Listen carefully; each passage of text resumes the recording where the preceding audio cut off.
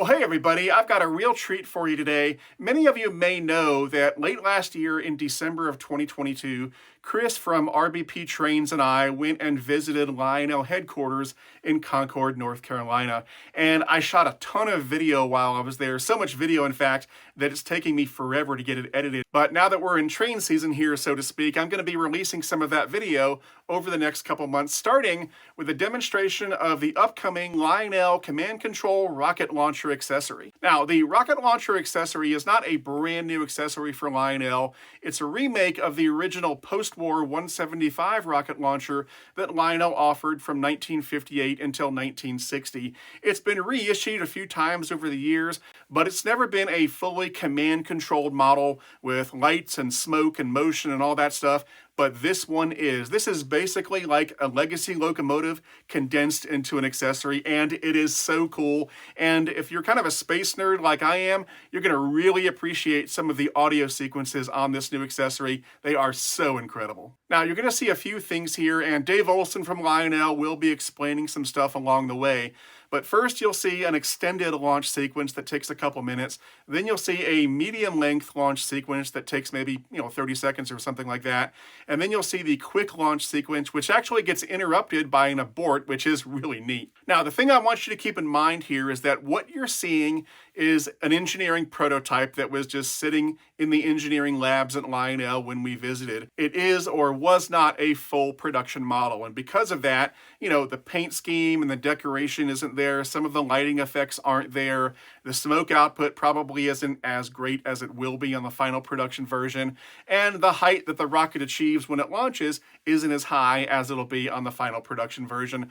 But everything you pretty much need to see is there, and hopefully you're going to be impressed. Chris and I were blown away, and as soon as we saw it, we both said, I gotta get this thing. This is the coolest thing I've ever seen. I mean, really, this is the best sounding accessory I think that Lionel has ever made, period. Anyway, without further ado, here's a sneak peek at the upcoming Lionel Command Control Rocket Launcher Accessory. Enjoy. This is the Launch Operations Manager. Prepare for launch. Copy that, Floyd. Prepping for launch. And so it'll have just background sounds going, and but then you have your 2 and 7 keys too that have your various dialogues. And Tower, bouncer. Ready for pad abort time. what's the name of the rocket? I went with Performance. Performance is the name of the rocket. The tower is Concord. Was it? Now I'm confused. Yeah. Because you know how you'd say Houston? Well, since we're here in Concord, North Carolina, I think we use Concord. That's awesome. Performance Drive is where we're at, so that's the name of the rocket. Performance, Concord. How do you read? Read you loud and clear, Concord. Yep. So it's actually got 3 different launch sequences. One that's the extended, one that's short, and then one that just shoots the rocket off. Right. I'll do the extended launch sequence. And that's done by holding aux 1. Yeah. Sequence control, basically. Give me a go for launch. Booster, go. Retro, Wiggle. vital. We're going to flight. Guidance. Guidance, go. Ecom, Go. control. Go. FAO, Go. network. Network, go. Recovery, go. DEFCOM, we're going to flight. Ground to tower. Commander has given a go on APUs. Ground team can confirm orbiter auxiliary power is up. Clear to go to countdown. Copy. Clear for countdown. SDS is armed. Performance is in startup and is now controlling. Performance is in countdown. Performance, flight. Go for launch. Copy, flight. Go for launch. 3 minutes, 15 seconds and counting. All systems are Not go. actually. Copy, go. Launch control, this is the tower. We're go for launch. Go for auto start sequence, start. Ground launch sequencer has been activated. Main fuel valve heater has been cut off. Fuel and main engines are confirmed to go. Auto sequence is a go. T-minus 15 seconds.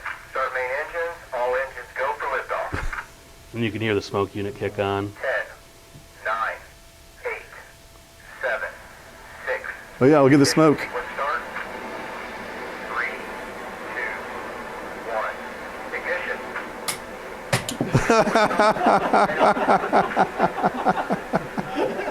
Oh man, that was awesome. The real one will go much higher. This was the initial prototype. Entry confirmed. Congratulations, team.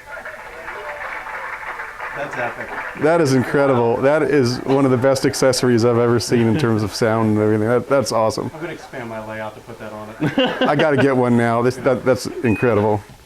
Yeah. You'd like to put like a little table off the side with like some water around it and put it right in the middle. I mean, this is like post-war rocket launcher Yeah.